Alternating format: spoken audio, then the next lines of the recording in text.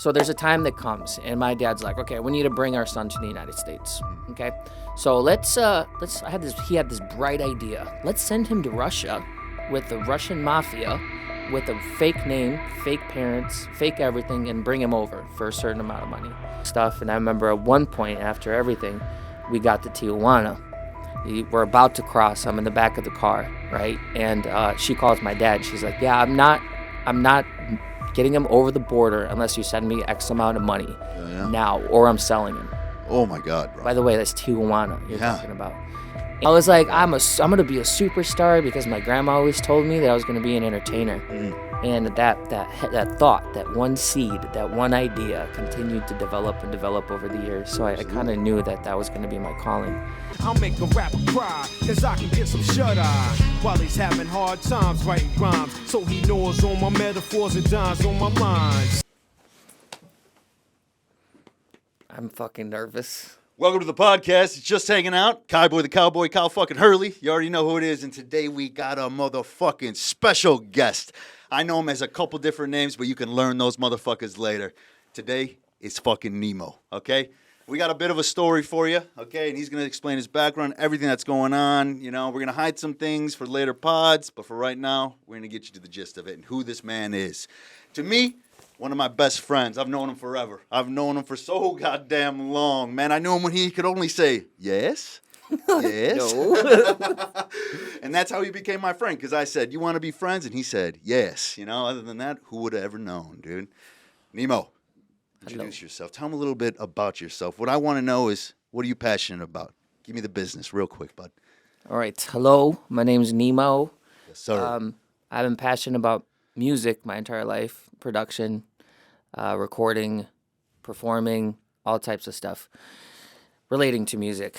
I'm a crazy little child. I'm a little psychotic in the head sometimes, but I think that's why I do so well when it comes to music. What else? I don't know. I think you got to be psychotic, you know? I think you got to live in a little bit of like a land of delusion sometimes as well, man. You know, and I'm not saying that's a bad thing. I know people take delusional as a bad fucking word and all that shit, but I think if you really want to reach the pinnacle of success and whatnot in life, you got to be in land of delusion. I think it's a little bit good, especially for musicians, to be in a little bit of a delusional land. Yeah, I'm in La La Land, especially like when I write, especially this last like couple of songs that I've been stuck in the house with. Like I'm done with the work. Like I used to work for a restoration company. Right. A couple of weeks ago, they basically just stopped calling me. They told my friends not to pick me up anymore. No shit, I didn't even know about this. Yeah, Oh they my just God. they just said, yeah, if you pick up NE-MO in the morning for work, because I just sold my car, then you're fired. And I was like, okay, well, it's time for a new career. Yeah. And yeah, so the last 3 weeks I've been in La La Land, stuck in this room, recording and writing a new EP that no one knows about, because I've been kind of like working in silence, I guess, and just being quiet. And yeah, I think that's the best way, because now nobody's interfering with my vibe. Like I don't have to go out there and be like, well, I'm doing this. And then if I say my dreams and goals and ambitions or whatever, Right. they might fucking put their negative energy on it. And then that will just crush it. So Story of my recently, fucking life. So recently I just been laying on low, you know. Right. I think it's the best way to go about it, man. Talk too much and everybody expects so much. You get the negative people coming in telling you, what are you, stupid? What are you doing? You got to get a fucking real job. You got to get going. You're falling behind and whatnot. Like, dude, just leave me alone, man. Let me do my fucking thing. Let me dream, man. Let me be different than everybody else out there.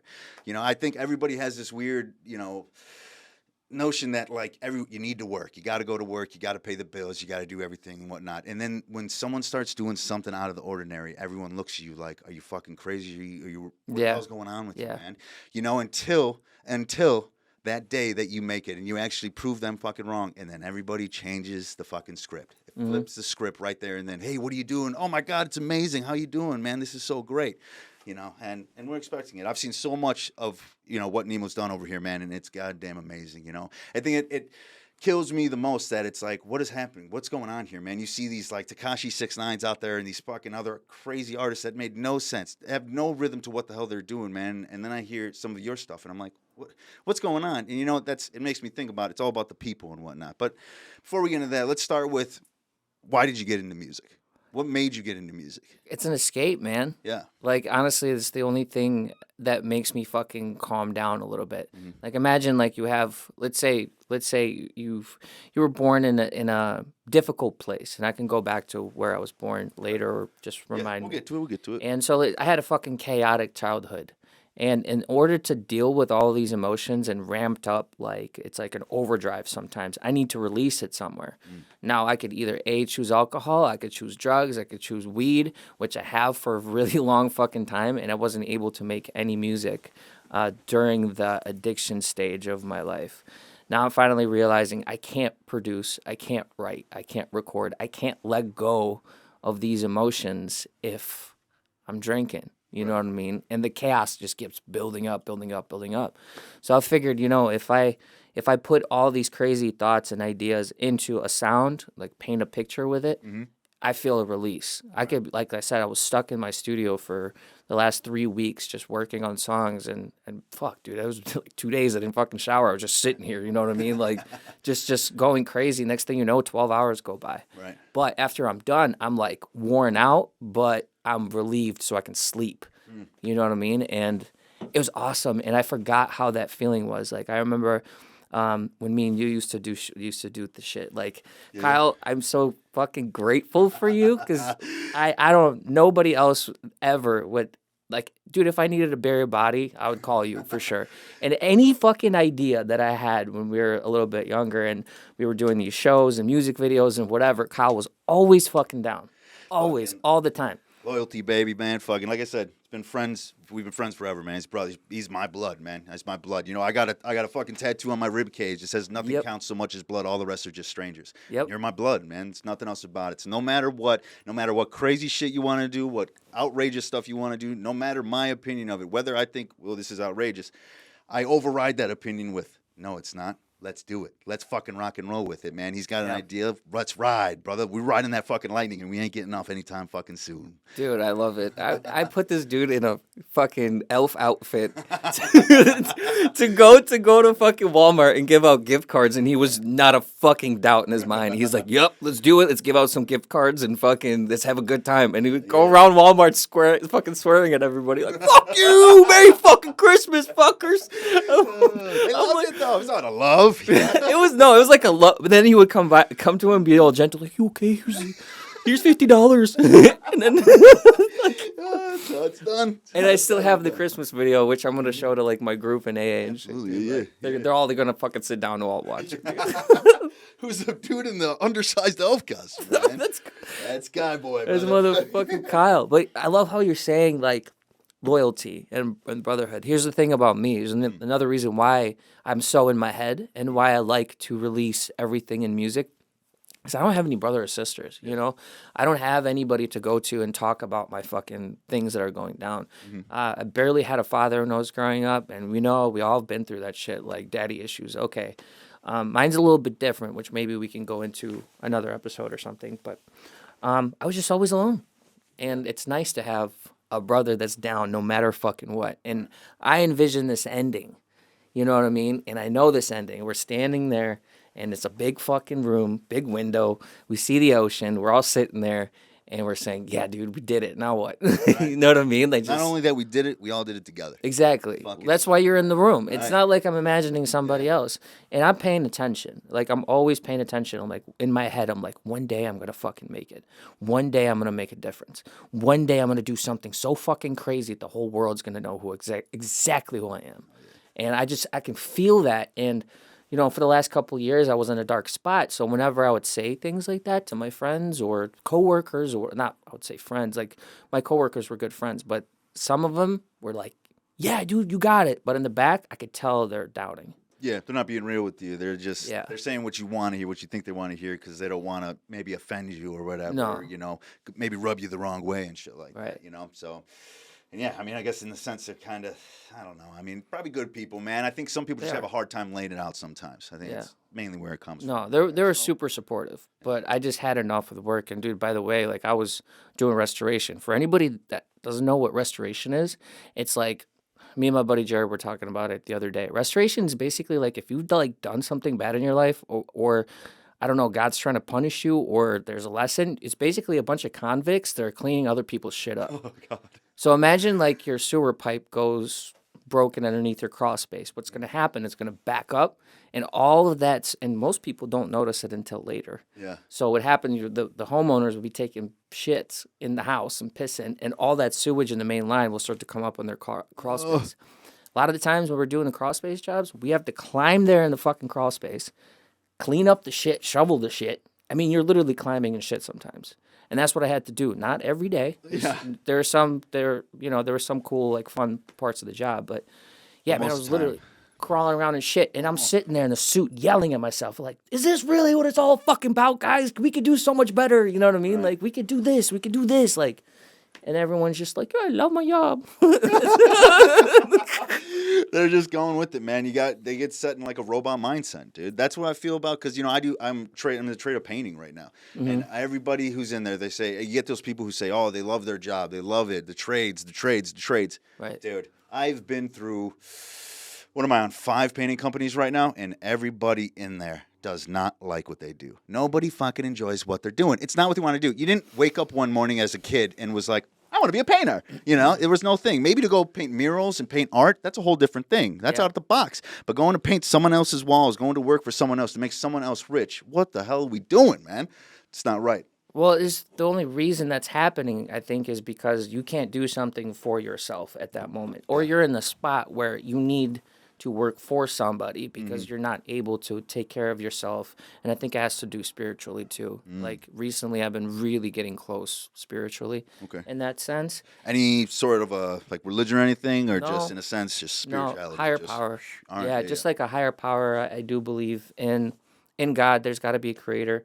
Like if aliens come to this fucking house right now and they're looking around and they point at a chair, it's like they don't know what it is. They can say it was just there, but it was created by us for a purpose. Yeah. So it's like everything you look at has to have a reason. You would have to be crazy to think there isn't. Right. You know what I mean? You have to be completely blind to think of that. The only problem we have as humans is we get involved into this reality too much, and we stop seeing things as spiritual, as literally just energy flowing and moving, and we start seeing things as solid things. Right. Just physical realm instead of, I don't know, non-physical realm, I guess you could Exactly. say. Like it's all how you feel. Yeah. It's all energy. It's all flowing. And like when I was in heavy addiction, I was... That thing got fucking cut off. The second I would have like that drink, I would go into a spiral for months, and self-doubt, pity, disgustingness. I would let my fucking hair grow out, my shit. I was just a piece of shit. Yeah. I wouldn't treat people the way they should. I wouldn't work as hard as I should. I wouldn't finish things. I just a fucking bum. You know what I mean? But once you have that spiritual connection, then you're like, oh, this is who I'm supposed to be. Right. And you get like the memory back of the dream, of what you're supposed to be. And that's where I'm in a stage right now where I'm so clear, I'm so focused, and I only pray to God that I keep this up. You know what I mean? Instead of going off to the side and getting drunk again. I believe in it. I know you've gone through it a couple times, man, and it's rough. You can't say it's fucking easy, man. I think everyone has, like, you look at the outside of people and you're like, why can't he do this? Why can't this happen? So you're not living in his shoes. You don't know what's happening like that. I can relate to some of the things you say, but some things I can't relate to because I'm not in your shoes. I don't know how your brain works, and you don't know how my brain works, because I drink. I would drink all the fucking time. Now, I haven't been for the past 3 weeks. I'm not saying I'm sober. I'm not. I'm a bit of a psychonaut, if you want to say it, or whatever. I like shrooms, the DMT, whatever, baby, it's cool with me.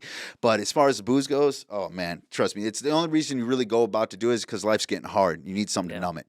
There's something there to numb, and fuck, man, you start numbing it, then you start forgetting about everything. Like you said, the path. You start forgetting about the path you're on, and then you lead off into some drunken, disoriented procrastination of a life. And then what do you do? And you wake up one day, you got a fucking red face, you're fucking 40 years old, and you're fucking, where are you? Doing the same thing. Go to work, to sleep in a bed. That's all it is, man. So that's where I realized I was. And I want to tell you the story because I think it's important. I think it's going to lead to what's going to happen next. Because I'm taking this music thing as a career. I'm taking it seriously now. I'm not fucking around. I don't care what people think of me. I have an idea of what I want to do with the character that I created, which is NE-MO. And it's also a side of me, almost like a character that I created when I was a young kid in order to protect me from motherfuckers. Yeah. You know what I mean? And that and Nemo's funny. Yeah, He's yeah. weird. He doesn't give a fuck. Like, it's almost like Slim Shady and Eminem. Right, you know, right. that same thing. Yeah. And it's kind of, I've realized that, except what I'm going to do, I'm going to separate the two completely different people. And so back to the story as I wanted to share is just a little bit over a month ago, I was sitting in my kitchen and I came back from work. I fucking got mold spores all over me. I'm sweating. I smell like shit. I'm way over. My face is swollen, like puffy and dark eyes. And I'm pretty sure my liver was just like, dude, what are you doing? Hurting. I'm hurting. Dude, kidneys, liver, whatever. I was just puffed up. And I just sat there and I looked over to the side and I was like, I don't have a dining. I've been in this house alone for 2 years and I don't have a dining room table. Why? Because I fucking excluded myself. I made myself alone. The alcohol, the addiction, whatever, my own goddamn mind said, you know, you don't deserve anybody, so don't even buy that fucking dining room table or chairs because nobody's going to fucking sit with you anyway. Yeah. So I remember I sat there and it hit me and I just started bawling, dude. I just started crying, dude, bawling, shaking, and dude, it was a wake up call because I realized I'm getting older and I have probably 8 to 10 years of like all that young energy, you know. Right, right.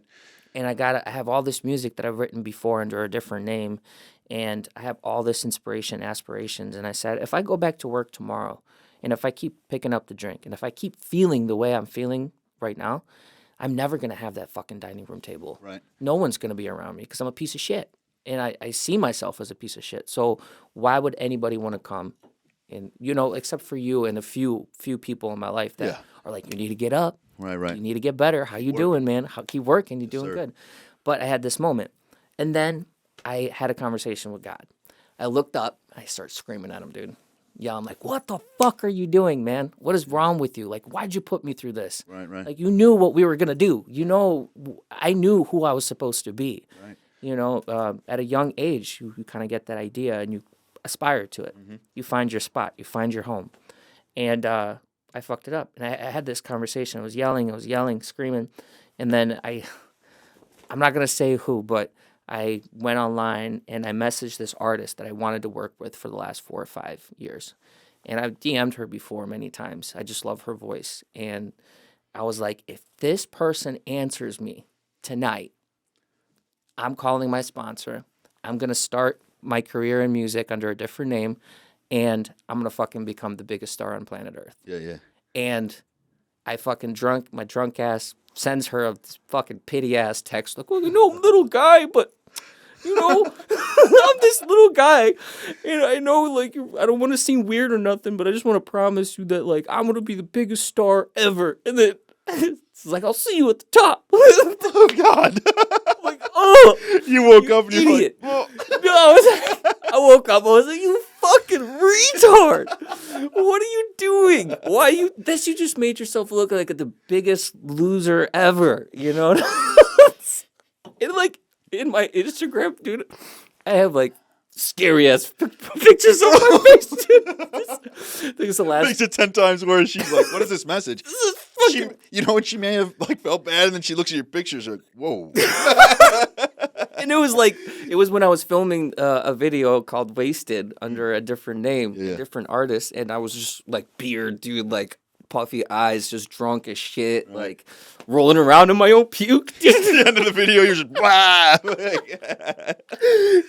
And I just threw up at the end of the video. So if she saw that, God help me, please. I hope she didn't see that. And anyway, so I wake up thinking like, oh my God, I hope she didn't see that message. You know what I mean? Yeah. And I look at my phone. I wake up in the middle of the night. I look at my phone at like 4 a.m. She's like, I'm rooting for you. Yeah, yeah. And I'm like, oh my God. I'm like, I got to live up to the fucking expectations now. You know what I mean? Do it. So God gave you the sign, man. Fucking works in mysterious ways, bro. I know that sounds cliche, you know, whatever the hell it is, but, you know, it was a sign. That was it, because she could. Dude, for the most part, man, I think most people would have looked at it and been like, "What is going on here? Fucking. Who is this guy? Had a Fucking, he's a mess, man." Ugh. I assume she's a good person, you know, and I'm not saying it was just out of pity. I don't think it was. I think there's somewhat of a sign behind that. I think she's just kind. Like, she had two options. She could have been like, "Wow, what a fucking creepo," and leave him alone, or she could have, or she was kind. She was just nice. Maybe she was like, "Okay, this kid's definitely in trouble," and she decided to answer. And that's the thing. That's where the two people split, because I was already looking at trees to hang myself on. Right. You know, as fucked up as my mind is, I was already looking for trees. It was the end of the road for me. So it was either this or that. So just that bit of kindness, just like a little bit of kindness, you know, got me to get sober. Right. She doesn't know that, but she doesn't even know who I am. Which Not is yet. Not yet. Now I'm in a different name. Right. So yeah. Whole different name, whole different persona, you know. Whole different name. Cleaning up and getting right as rain, baby. Yeah, that old person is dead. Gone. He's gone. Gone and dead. Dead and gone, baby. I like it, bro. So I'm glad I got to share this story with you, because I think one day you'll see. Oh yeah. One day we'll all look back on all this, man. It's gonna, no matter what, it's gonna work out. We've always done it, dude. We've always been the outcasts of this shit, dude. We can't get 9 to 5s. We fucking have a hard time working for the man, dude. Want something different. It's the way it's got to go, you know. And kind of going back to the topic of like, why is God doing this to me? What the hell's happening? Because you have good intentions, so you wonder, why is this happening to me? Why can't I just live? I need this life of just. I don't have, even if it's just not even to worry about bills. Come on, man. Like, I'm being a good person. I'm not hurting people. I'm not fucking people over. And then you see all these other people who get rich fucking people over, getting famous, doing all this different shit. You're like, what's happening to me, man? So I get it. But, you know, honestly, there's a reason behind everything, right? Reason behind it all, you know? And I think it's just, you're strong. I mean, you're stronger than ever now, bro. Let's be honest here, man. You keep upgrading, even though you've kind of, you get the sober, you've slipped back. You get the sober again, you slip back. But now it's like at a whole new height. You're at a whole new height right now. You're fucking rocking and rolling, dude. There was a change. I come over here, there's a whole different change. I didn't even recognize you when I walked up the driveway. I thought you were someone else coming in to steal the shit. I was about to run up and be like, "Hey, get out of here now." I was like, fucking. It's like I saw you as like fucking like 6'5", 7 feet tall when I was working on my walking up. posture right now, so You're doing a damn good job because you looked big. I'm like, I gotta lose some weight too, but it's fine. yeah, nah, dude, you're looking fine, looking good, man. I know you don't like the beard. I like the beard. It's what it is, dude. I fucking keep it. Yeah, man. I don't know. I just feel different. I feel like, you know, I think it was like that point, the lowest point, which I've had many low points before where I thought this was it. But for some reason, this one feels so different. Yeah. It just feels different. I don't know what it is. But after that morning when I woke up, I was like, this is it. Because if I go back to drinking one more time, I'm gone. Right. Time's gone. Yeah. Like, because who knows how long I'm going to be in that rabbit hole for. And that's what fucking, for some people, like you were saying, like, you can drink, you can stop by yourself, and you can entertain, you know, with other things that entertain your mind, because that's how you are. That's your character. Yes. You know, it's not my character, because if I take it to the extreme with everything. Thank God I never tried, like, heroin or crack or something. For real. Thank fucking God, because I know I would love it so much that I would be fucking dead. That's what they say. I mean, they say about heroin, it's like being touched by Jesus, man. It's like, oh, God, bro. Especially you got that addictive personality. Yeah. Ooh, it's down a dangerous rabbit hole, baby. It's fucking wild, man. So, yeah. God, I'm happy for it. I was always worried, dude. Always worried, man. I know I get, like, sometimes you know, it's weird sometimes. Like, I have some of those emotional states I've had with you sometimes and whatnot, man. But it's out of love because I care deeply about the people that are around me. It's different with different people. I mean, everybody, man. I have a group of people in my life that I got so lucky to grab a hold of. I got blessed by God or whoever the hell made us and put us all in the right place at the right exact time. You're a year ahead of me, and you were a year ahead of me in school, but got put back because of the English, because of the language barrier and whatnot. Yep. If that wouldn't have happened, I don't know if I ever would have fucking met you and whatnot. There's a reason I made all these people in my life, and then I find out how loyal and so fucking kind-hearted and how great these people are. Yep. And then there's these, you know, people say like, oh, you know, he's going down a bad path. Protect yourself. It's going to drag you down. It's going to bring you back. It's going to hold you back, blah, blah, blah, all this shit. And, you know, I started to get poisoned like that. I started to let that seep into my mind. And I got this thought process because I have this feeling of how life is and how life goes when we die. I think we keep repeating. And I think I keep fucking up no matter what. And I keep giving up on everybody. Mm-hmm. I'm not saying that I'm the end all be all and everyone needs me. Nobody needs me. I need you. Right. Well, But I don't want to sound like this arrogant dickhead. I Right. don't. I'm just saying in the sense of like everyone should be, because people say, "Go, you're acting like the main character." No, be your own main character and figure out what's happened. What's your purpose there? My purpose is no matter what. You have these people in your life, no matter what downfall they're going through, no matter what's happening, help them.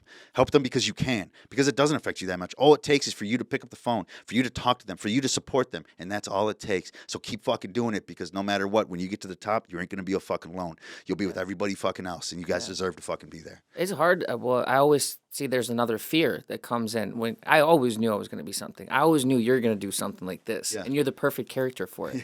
You know what I mean? Like perfect. There's nothing. There's nobody else like you in this field. So it's just a matter of time. Like, yeah, this is just a start. Right. This is just the fucking start. And the people that don't see it yet, oh, they're gonna fucking be hitting you up one day, like, man, dude, I fucking miss you. Yeah. All this stuff, and it's gonna happen. So keep your circle small. Yeah. And then rise up together. Yes, sir. And it doesn't mean you don't have to give other people a chance, hear them out. But like, I don't know. I always knew this moment's gonna come, and I feel like this year is the year. Yeah. Or else me and you wouldn't be sitting right here in the studio. And dude, I'm literally, like I said, I'm selling everything out of this house, and I'm just pursuing just the career. And you're fucking going full forward. You're posting videos every week. Yes, sir. You know, you're building up this people around you are they're drawn to you because you're doing something. Right. And it's almost like that effect. Like imagine a bunch of birds, they're flying together, they're in a fucking flock, and they don't know exactly where they're fucking going. And if one person's got the vision and the energy to pursue it, they're fucking breaking through the bird pack, right? They're in the front, and all of a sudden, you're having momentum on all the other birds. Oh, we have a leader. Right. And then they all just fucking follow because they don't know where they're going. Yeah. So now you have like that pull. So Right. keep that pull going. Rock and roll. And I've noticed that, and anytime I was like sober or had an idea, you know, if I have to lead for a little bit, I'll be that leader, and then the fucking birds that I need are always going to show up, no Right. matter where they are. Yeah, yeah. It's at work or if it's my friends or whatever, they're going to show up. And sometimes you got to step back and help somebody else lead. Right. You know, be the lookout. You know what I mean? And like change left to right and give somebody else the spotlight. Do a little bit of everything. You Right. know? It's beautiful. You nailed that right on the head.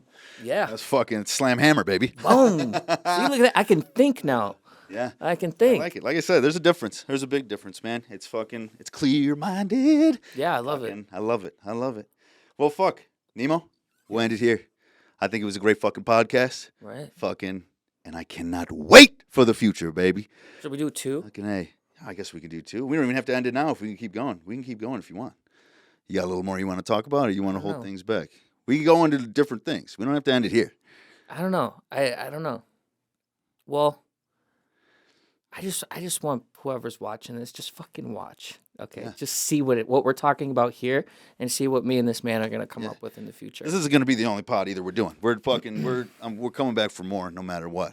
We're gonna This is do like a little sneak peek because, like I said, you're not letting loose everything that you're doing at the moment. No, either, I don't want you us know? to talk about it too Right, much. exactly. Once it hits, it's out there, and then everybody can fucking see it. We'll promote the fuck out of it and go from there and whatnot. So, I mean, and we can get going. I mean, unless you want to hit on like childhood, where you came from, all that stuff. Or you Yeah, wanna lay I on- gu're give a brief history. Yeah. We're We can do that. We're 27. at 26. We can take a quick little break, real quick. Fucking. All right, let's do that. Let's take a quick little break. You guys go ahead, do whatever you got to do. And then Mm-hmm. we'll get back, and I'll kind of go more into detail of my childhood, because I think that's interesting. So if this is if this is the first NE-MO interview ever, then I think it would be cool to like go deeper into it. And I think I'm game. and I want to go into the story too, like when we met. All right, all right. Perfect. We'll do it. Take a quick break. Be right back. Woo! It's all right. We're back from our bathroom break. Kyle didn't click record, which I do all the time. It's fine. Fucking, we're gonna record. All right, back from the bathroom break. Nemo's gonna fucking, now I'm all switched around, man. But we're going on. We're fucking feeding through this, dude. All right, here we go. All right. Now it's on audio. He's going to explain to you all where he came from, okay? Give him it again. All right. I'm pretty sure I didn't come from planet Earth. Okay, we talked about that. I feel like I don't belong here. In my entire life, I felt that way. But as I entered into this realm of reality, okay, I somehow landed in, out of all places, Ivano-Frankivsk, Ukraine. And I swam out of my mom's womb, and I was like, what's up, guys? And during that time, I was born in 92. So 91, the Soviet Union split up. That's when Ukraine, I believe it's 91 or 90, so don't fucking fact check me if you want. That's when Ukraine became Ukraine. And while that happened, the currency was changing, the government was changing, everything was getting switched up because it's a brand new country, basically, so they have to learn how to, like, run themselves. Okay. So I was born in that time, and I remember my mom used to tell stories all the time that, like, there was no food on the grocery, like, shelves, that everything was changing, currency was changing, so it was a tough kind of, like, a little, bringing up past, I guess. And I remember my mom and my dad were pretty young. We had some help from our parents to raise me. At 3 years old, my dad decided to leave to the United States to make some money. He was a trucker all over Europe. So he had passports and stamps all over the European countries from trucking. So it was pretty easy for him to open up a visa and go to the United States he can support and help my mom and me. Mm-hmm. Now, he left me at 3 years old. So I didn't see him again until I was about 11. Yeah. So that was hard, like not having a dad, So I lived in between two towns. I lived in Ivano-Frankivsk and another town called Kalush. Okay. Kalush, I went to school there during the winter time with one of my grandmas from my dad's side. And then the other town was Ivano-Frankivsk, where I would go in the summers. I would go there, hang out, play with the grandma from my mom's side. So we go back and forth. At 5 years old, my mom left. Yeah. So now I have no parents at all, and I'm just being taken care of by the two grandparents' families. Yeah. My mom left. Again, she left under fake papers. My dad was legit. They finally reunited when I was 5, but I was left behind. In the neighborhoods that now that I have no parents or supervision, it so happened that one of the grandmas was an alcoholic, and the other grandma was pretty cool. So I was like in between the two worlds. Yeah.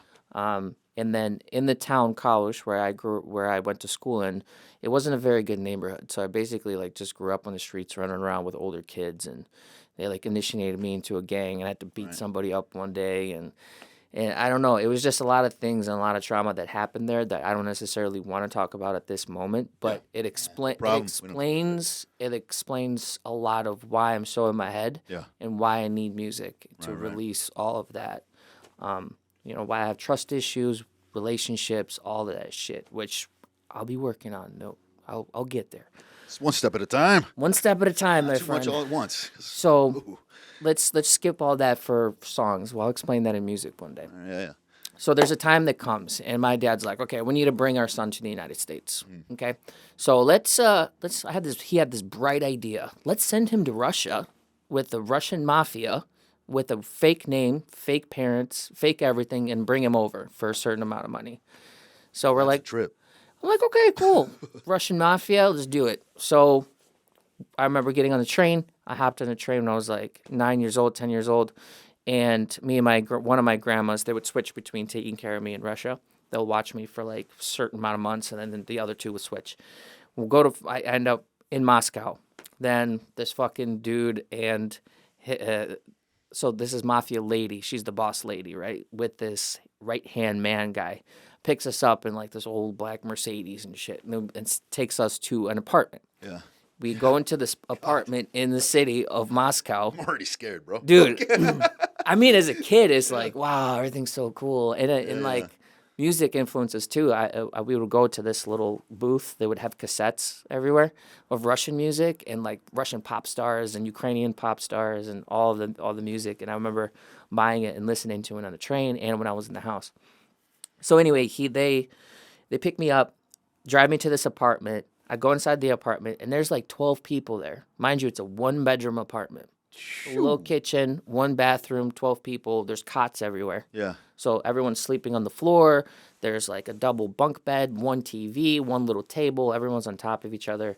And this is where my papers were going to get done. Right. Again, there's a whole fucking movie, okay, that I've experienced inside of that fucking apartment. Yeah. Now, I didn't go to school for a whole year. Yeah. I didn't have any friends for the whole year.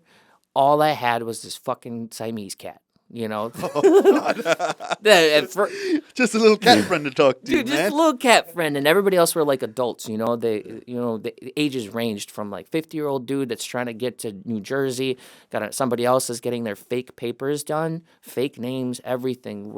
Each person had their own like story, you know. And I'm a fucking 10-year-old kid stuck in this house filled with adults, right? That have dropped, like, imagine 12 people in one bedroom house now. Yeah. You know, what a fucking reality TV show is that? Yeah. And I'm stuck in the middle of this shit.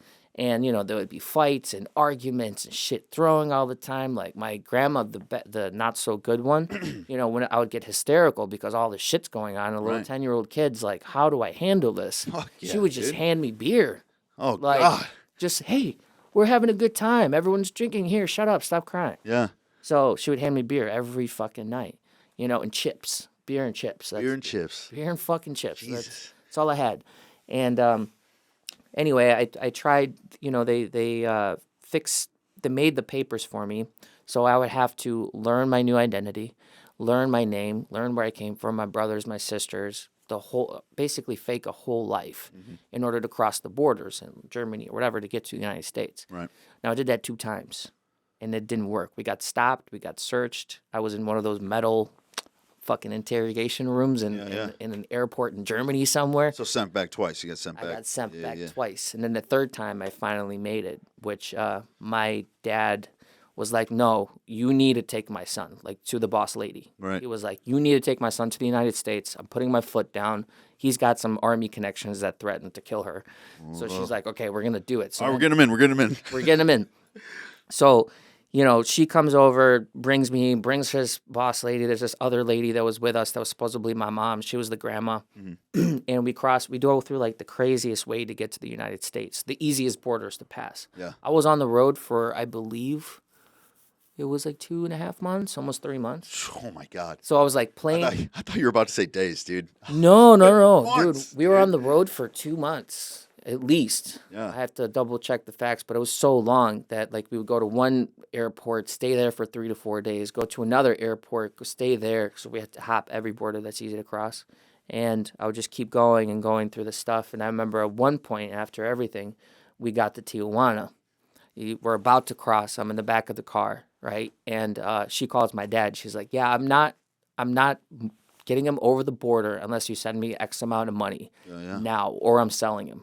Oh, my God, bro. By the way, that's Tijuana you're talking about. And my dad throws a fit, starts fucking calling people like, no, we're going to fucking kill you, this, and that. And finally, my mom comes up with the money, borrows money from friends, sends it over. She drops me over in Hollywood, L.A., dude. I remember waking up in the back of that car looking at the fucking Hollywood sign and like, I'm in a fucking movie. Right. Like, I made it. Jesus, dude, sounds like a movie, man. Yeah. I mean, I was like, I'm going to be a superstar because my grandma always told me that I was going to be an entertainer. And that thought, that one seed, that one idea continued to develop and develop over the years. So I kind of knew that was going to be my calling. And yeah, she drops me off, but she takes the papers. So she takes everything that I had, left me with nothing but a Ukrainian birth certificate. And then we get on the bus, we go to Chicago, and I finally meet my dad. That's a whole different movie right there. He left again as well. So basically most of my life, I was alone. Yeah.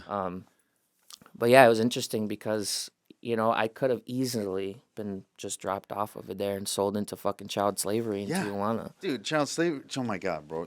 From almost getting sold into fucking basically child slavery, prostitution even, man. Like, it could have been hellish, bro. That would have been fucking hell. It would have been hell, man. It was just hell being in that house. The things that I've seen, and the people take advantage of young people. Oh, of course. You know what I mean? Yeah, man. Fucking evil people. Dude. Anybody that can get over on you is going to, man. It's just, I mean, it's like the lady. She had everything she wanted, but then just out of spite at the end of it was like, it was out of spite. You're here, but good luck for the rest of the time. It was out of spite because my dad overreacted and started being a fucking asshole when they should have just shut up and they did what my mom was saying. Like, listen, the mafia has our son. Right. Why are you throwing your fit? Like, he could be fucking killed over there. That's it. You know, and I can only imagine the kind of stress that was happening on him, so I don't blame him too much. But, like, you know, everything happens for a reason. But he had mental issues of his own. You know, he was, like, in a mental hospital at one point. And you know, where I think I get the crazy gene from. Yeah. You know, I just have to make sure I don't do the same mistakes that he does. Right. Right. You know.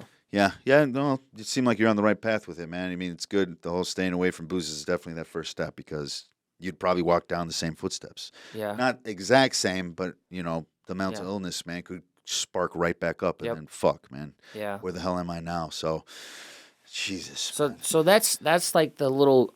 I mean, I could go into each section. Like in my head, it's like chapter by chapter by chapter by chapter, and then goes back to what I was saying. Like, what God, why? Right. Why you put me through all this fucking nonsense? Yeah. That's when I was sitting in the kitchen. That's when I made the phone call, and then I also realized why, because how the fuck are you supposed to be like a successful artist, the entertainer, if you don't have a story? Right. Right. If you're supposed to be a musician that can connect with people, connect with their life, to connect with their stories, to connect with their pain, their pleasure. If you don't know what that feels like, you ain't going to be successful. Right. Unless you're just a piece of shit that sold their soul. Right. You know what I mean? But like, maybe, I'm sorry, I didn't mean to say pieces of shit. There's a lot of artists out there that are amazing. But I'm just saying, in my perspective and in my case, I had to feel every fucking thing possible in order for me to get to a point where I'm like, oh, God, you put me through boot camp. Yeah.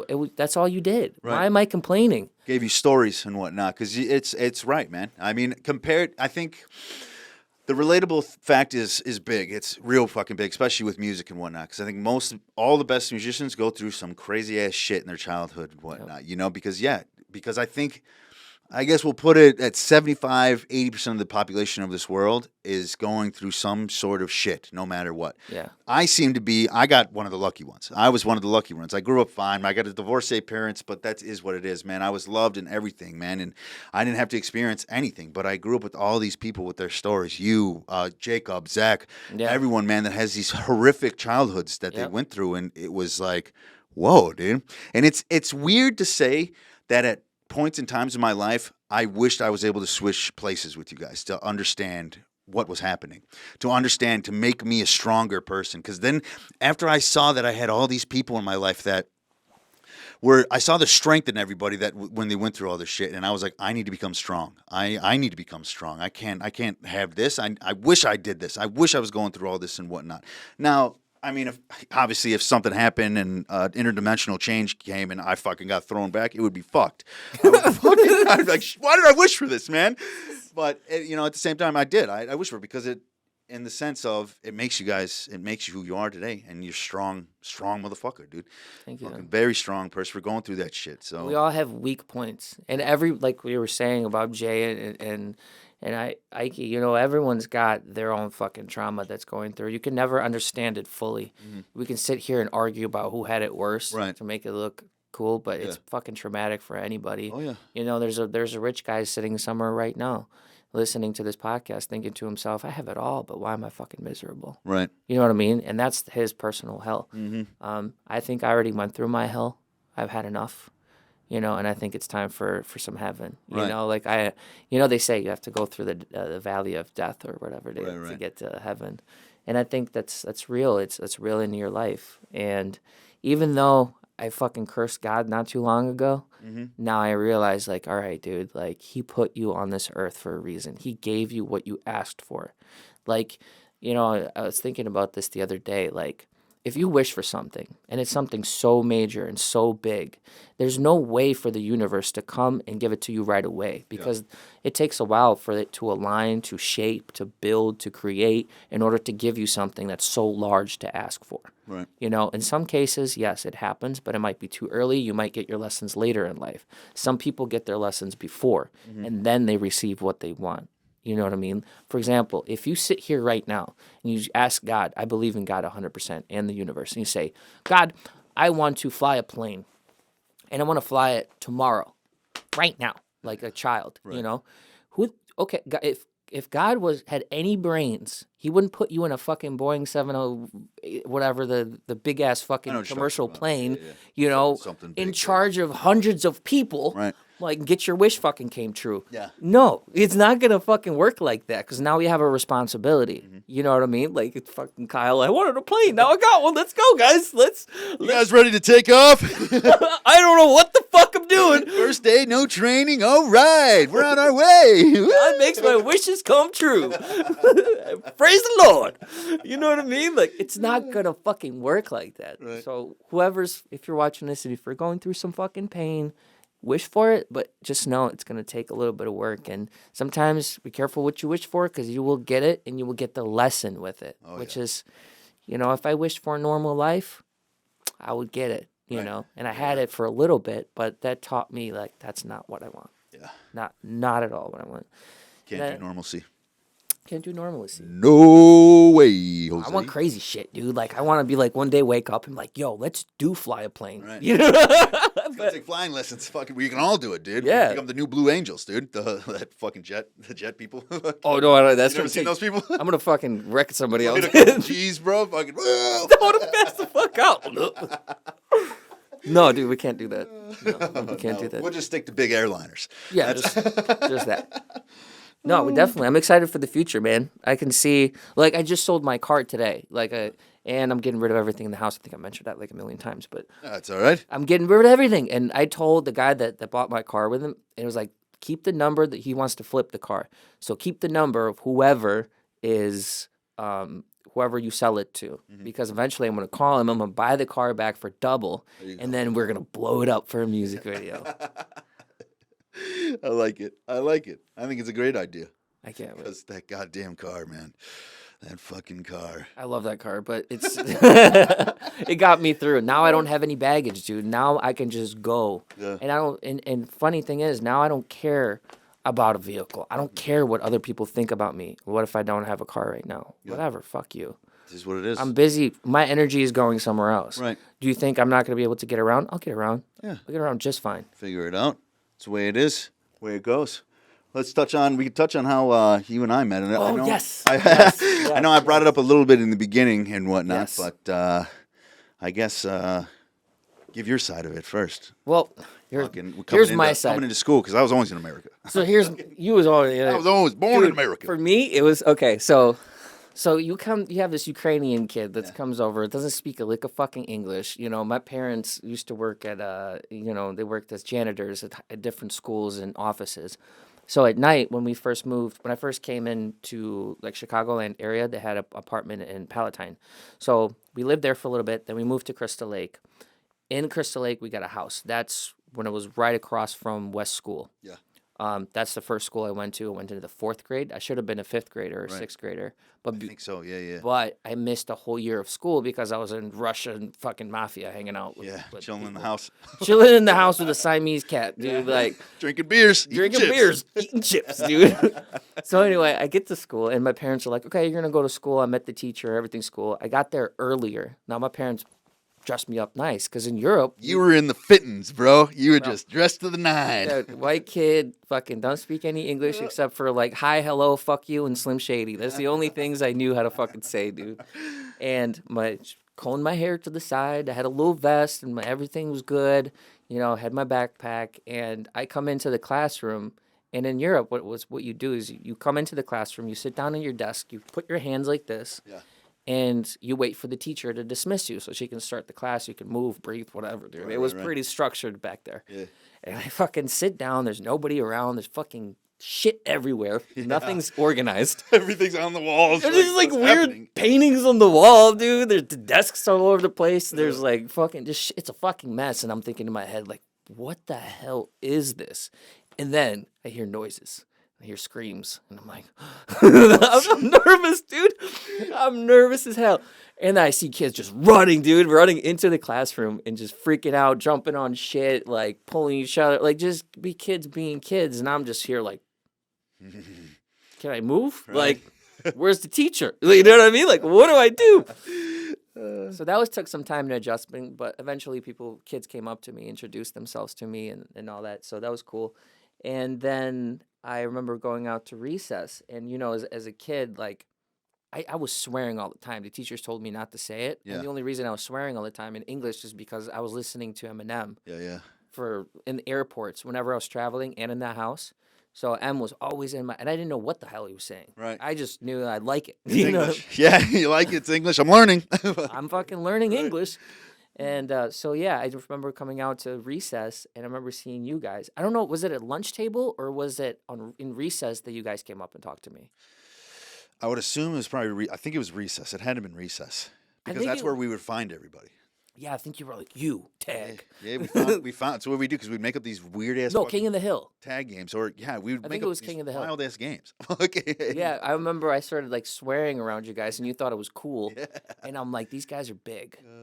I can be protected. That's right, because I always wanted protection. I wanted to be around people that can protect me. And you guys were bigger, and you were swearing, and I think was it Jason? Jason was with us too. Jason and Tim. Tim. 'Cause Tim was my buddy basically ever since, man. And then especially when you were in there, Tim and I were super close. And Jason was with us as well because we lost track of Jason after 5th grade. But yeah, fucking Jason and Tim mainly. And then there's a couple of like Wesley and all them and whatnot. Yeah. So. And Santiago. Santi as well. Santi, I miss that Yeah, kid. yeah. Good kid. But yeah, I remember. I think you just literally pointed. I was like, "Ooh, come here." You still do that shit. Like, and then I just kind of fit into your group, and then next thing you know, like we're just buddies, and you guys are friends with me. And then after that, I would get grounded for months and months on end, and locked up in fucking closets, sneaking out of the window to the parties, dude.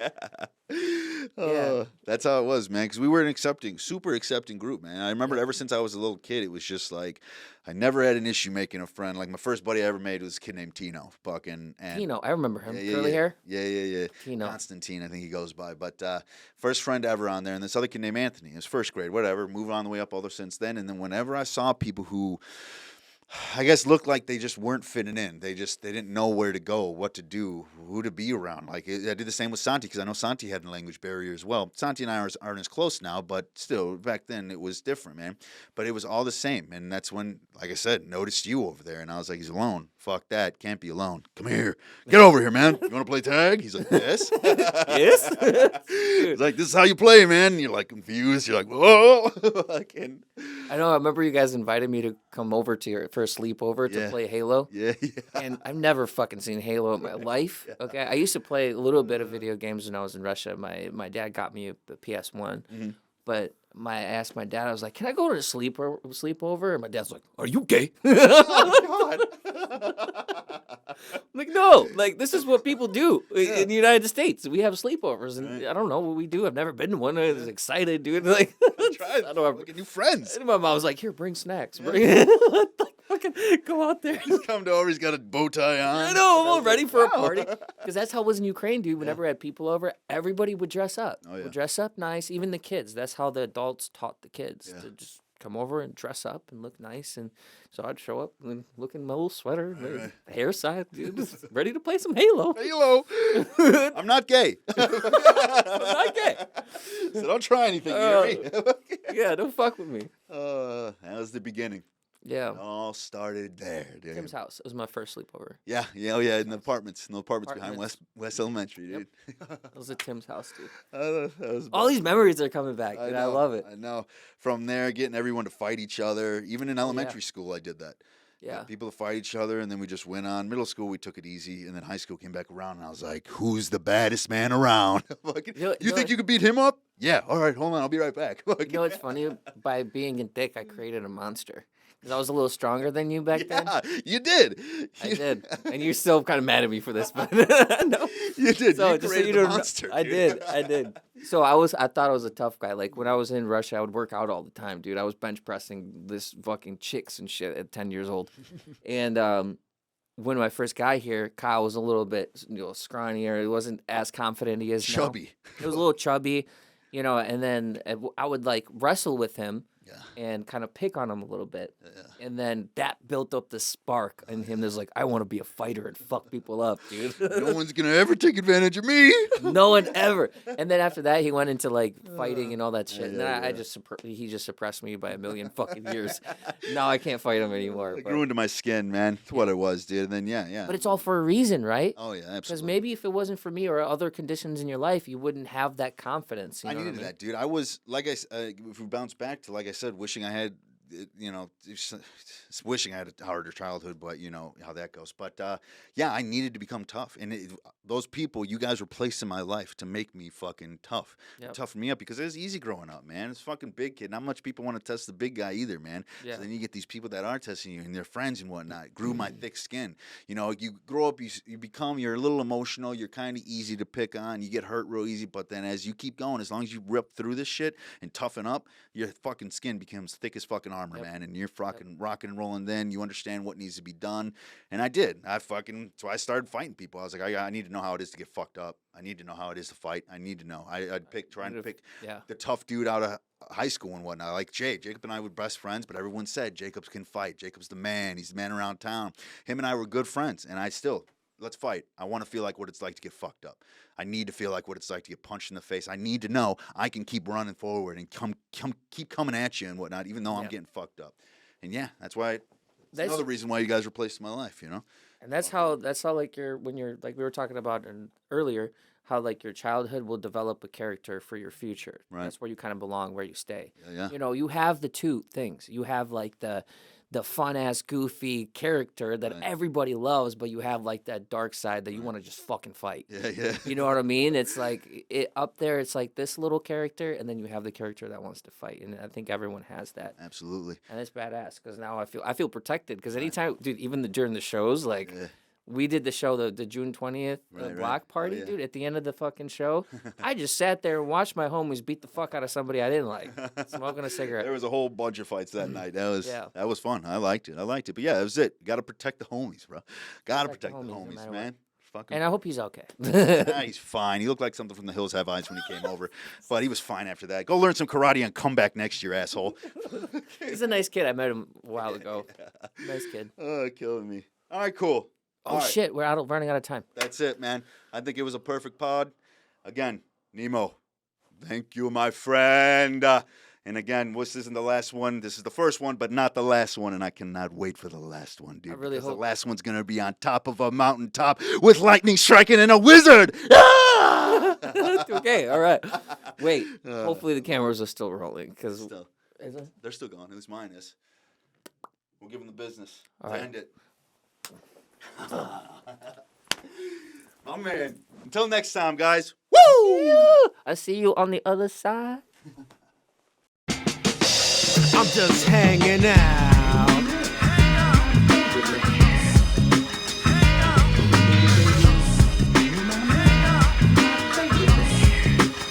I'm just hanging out.